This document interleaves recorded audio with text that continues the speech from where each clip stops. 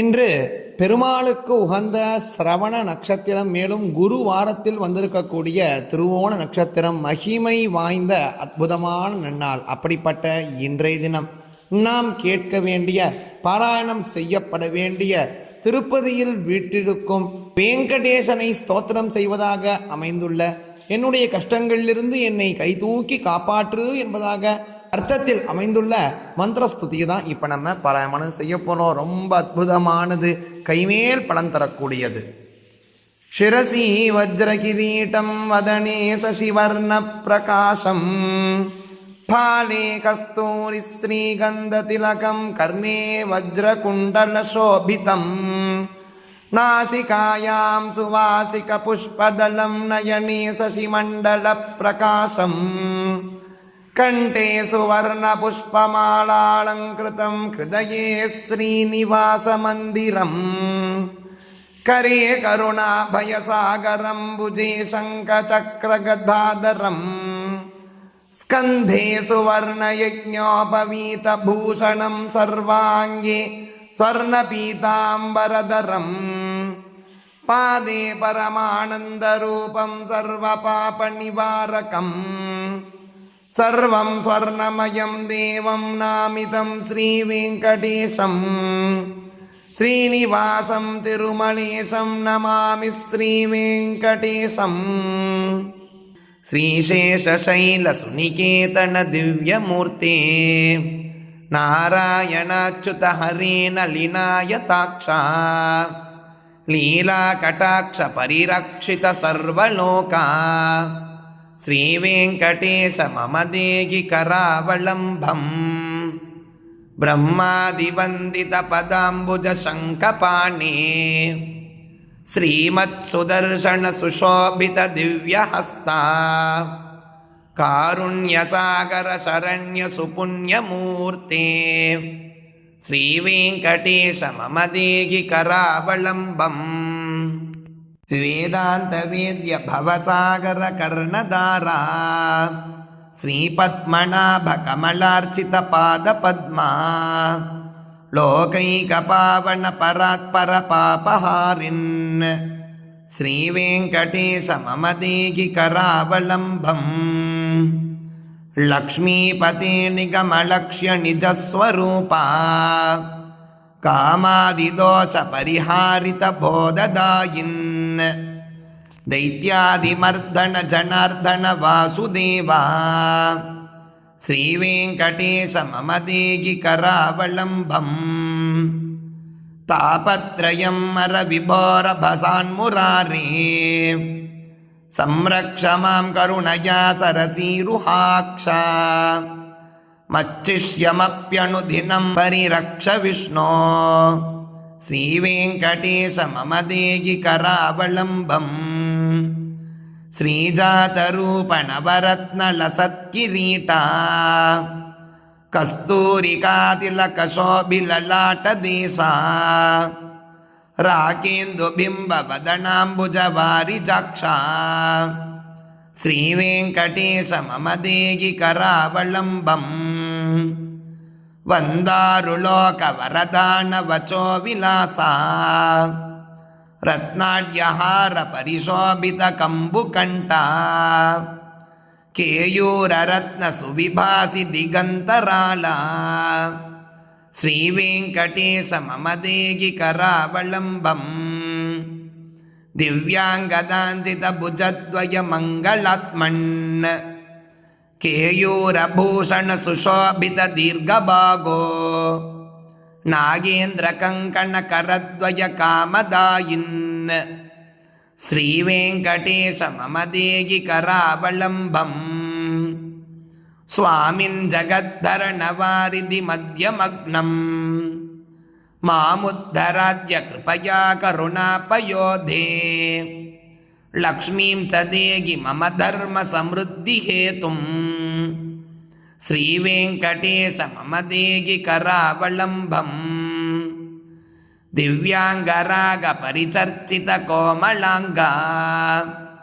पीतांबरावृत तनोतरुणार्कदीप्ते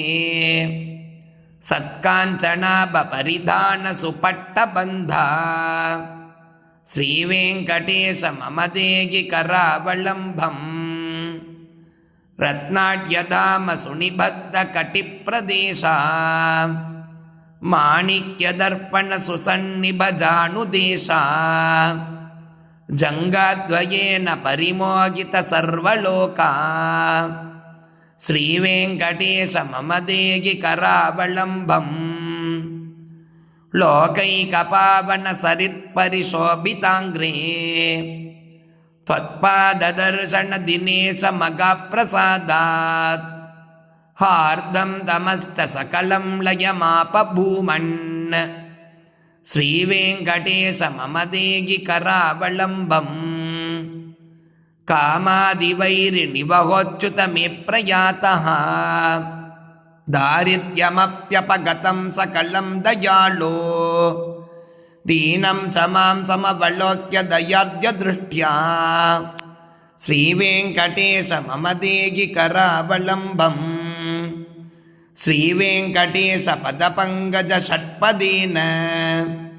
ಶ್ರೀಮನ್ನೃಸಿಂಹ ಯದಿನಾ ರಚಿತಂ ಜಗತ್ಯಾಂ ಏತತ್ ಪಠಂತಿ ಮನುಜಾಃ ಪುರುಷೋತ್ತಮಸ್ಯ ತೇ ಪ್ರಾಪ್ನುವಂತಿ ಪರಮಾಂ ಪದವೀಂ ಮುರಾರೇಗೆ ಈಶಾನಾಂ ಜಗತೋಸ್ಯ ವೆಂಕಟಪತೇರ್ವಿಷ್ಣೋಃ ಪರಾಂ ಪ್ರೇಯಸೀಂ ತತ್ವಕ್ಷಸ್ಥಲ ನಿತ್ಯವಾಸ ರಸಿಕಾಂ ತಕ್ಷಾಂತಿ ಸಂವರ್ಧಿನೀಂ ಪದ್ಮಾಲಂಕೃತ ಪಾಣಿಪಲ್ಲವಯುಗಾಂ ಪದ್ಮಾಸನಸ್ಥಾಂ ಶ್ರಿಯಂ ವಾತ್ಸಲ್ಯಾದಿ ಗುಣೋಜ್ವಲಾಂ ಭಗವತೀಂ ವಂದೇ ಜಗನ್ಮಾತರಂ ಶ್ರೀಮನ್ ಕೃಪಾಜಲನಿಧೇ ಕೃತ ಸರ್ವಲೋಕಾ ಸರ್ವಜ್ಞ ಶಕ್ತ ನತವತ್ಸಲ ಸರ್ವಶೇಷಿನ್ ಸ್ವಾಮಿನ್ ಸುಶೀಲ ಸುಲಭಾಶ್ರಿತ ಪಾರಿಜಾತ ಶ್ರೀವೆಂಕಟೇಶ ಚರಣೌ ಶರಣಂ ಪ್ರಪದ್ಯೆ ಆನೋ ಪುರಾರ್ಚಿತ ಸುಜಾತ ಸುಗಂಧಿ ಪುಷ್ಪ ಸೌರಭ್ಯ ಸೌರಭಕರೌ ಸಮಸನ್ನಿವೇಶೌ ಸೌಮ್ಯೌ ಸದಾನುಭವನೇಪಿ ನವಾನುಭಾವ್ಯೌ ಶ್ರೀವೆಂಕಟೇಶ ಚರಣೌ ಶರಣೌ ಪ್ರಪದ್ಯೆ ಸದ್ಯೋ ವಿಕಾಸಿ ಸಮುದಿತ್ವರ ಸಾಂದ್ರ ರಾಗ ಸೌರಭ್ಯ ನಿರ್ಭರ ಸರೋರುಗ ಸಾಮ್ಯ ವಾರ್ತಾ ಸಂಯಕ್ಷುಸಾಗಸ ಪದೇಶು ವಿಲೇಖಯಂತೌ ಶ್ರೀವೆಂಕಟೇಶ ಚರಣೌ ಶರಣಂ ಪ್ರಪದ್ಯೆ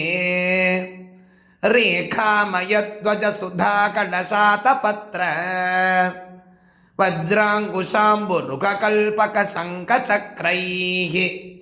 ಭವ್ಯೈರಲಂಕೃತ ತಲೌ ಪರತತ್ವಚಿಹ್ನೈಃ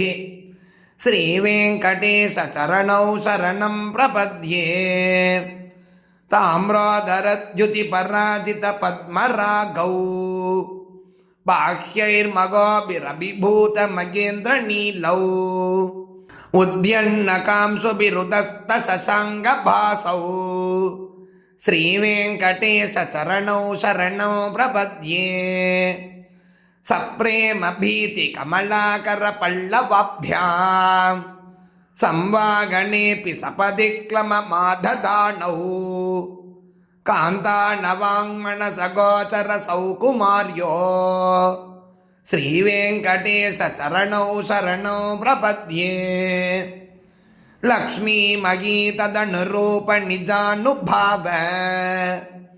ನೀಲಾದಿದಿವ್ಯ ಮಗಿಸೀಕರ ಪಲ್ಲವಾನಾಂ ಆರುಣ್ಯ ಸಂಕ್ರಮಣ ತಕ್ಕಿಲ ಸಾಂದ್ರ ರಾಗೌ ಶ್ರೀವೆಂಕಟೇಶ ಚರಣೌ ಶರಣಂ ಪ್ರಪದ್ಯೆ ನಿತ್ಯಾನಮದ್ವಿಧಿ ಶಿವಾದಿ ಕಿರೀಟ ಕೋಟಿ ಪ್ರತ್ಯುಕ್ತ ದೀಪ್ತ ನವರತ್ನಮಯ ಪ್ರರೋಗೈಃ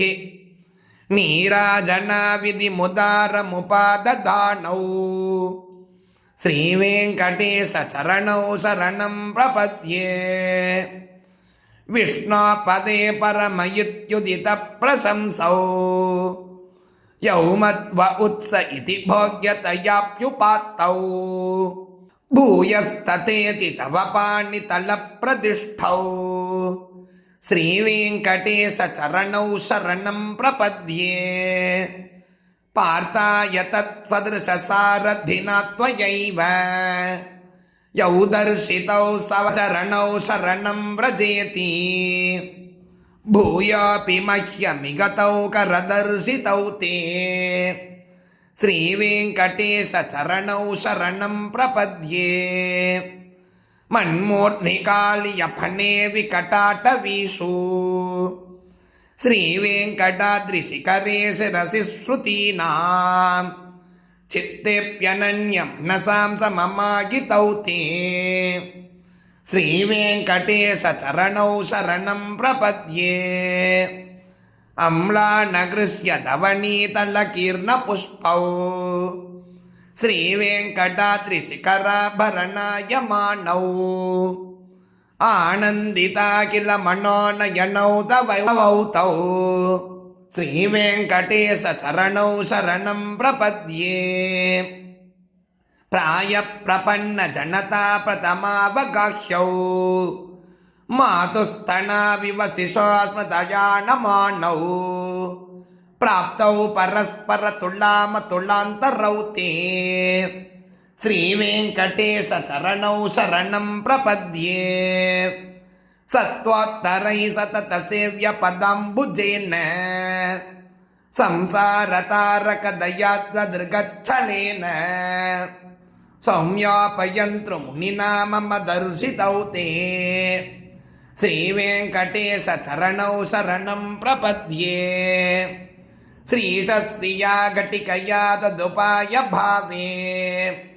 प्राप्ये त्वयि स्वयमुपेयतया स्फुरन्त्या